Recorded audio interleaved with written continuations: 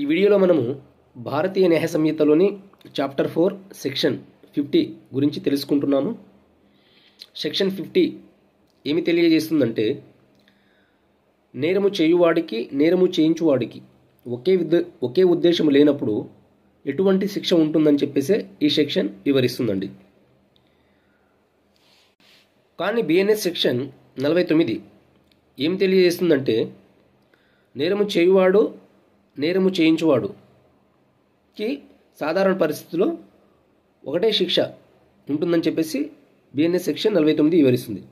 కానీ ఈ సెక్షను నేరము చేయించువాడికి ఎలాంటి ఉద్దేశం ఉంటుందో ఆ ఉద్దేశం ప్రకారం జరుగు నేరము ఎలా ఉంటుందో దానికి మాత్రమే ఈ సెక్షన్ కింద శిక్షను నేరము చేయించువాడికి విధిస్తారండి. ప్రేరేపికుడికి అంటే నేర ప్రేరణ చేసిన అతనికి శిక్షను విధిస్తారు. ఫర్ ఎగ్జాంపుల్ చూద్దామండి. రామారావుకి కృష్ణారావుకి మోహన్ రావు అంటే పడదండి. వేరే వేరే విషయాలలో మోహన్ రావుపై కృష్ణారావుకి రామారావుకి దురుద్దేశం అంటే ఏదైనా చేయాలి, వీడికి నష్టం కలిగించాలనే ఉద్దేశం ఉంటుందండి. రామారావుకి మోహన్ రావుపై ఏం ఉద్దేశం ఉంటుందంటే దేహశుద్ధి చేయాలనే ఉద్దేశం ఎవరికి ఉంటుంది? రామారావుకు ఉంటుంది. కృష్ణారావుకి ఏముంటుందంటే మోహన్ రావును ఎలాగైనా కాలో చేయో ఇరగొట్టాలనే ఉద్దేశం ఉంటుంది. కానీ ఇక్కడ